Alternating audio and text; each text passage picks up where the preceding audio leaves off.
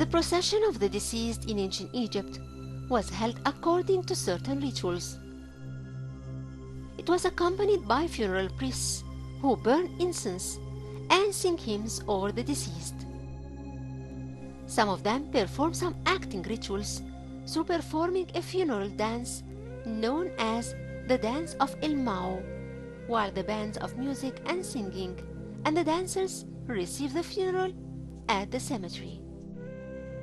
There are a number of funeral rituals performed upon arrival to the tomb inside the cemetery and before the burial of the deceased inside the tomb.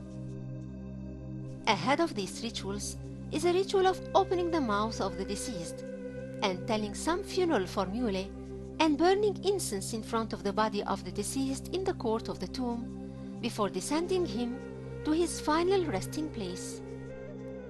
The closure of this trip happens by lowering the deceased body into the burial place inside the tomb, and that happens by ropes and men's arms.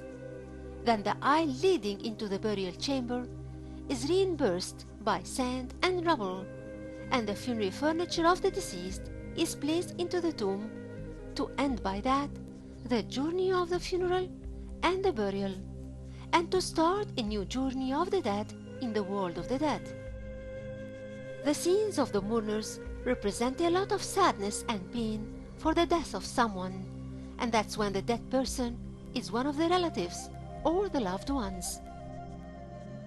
As for the mourners' profession, they were performed by women who are not related to the dead. Among the most important symptoms are the yelling and screaming, and slapping the faces, and smudging the heads with dirt and mud, and tearing down the clothes and throwing themselves over the ground. That's why most of the clothes of the mourners tend to be grayish in color or blue from the dirt.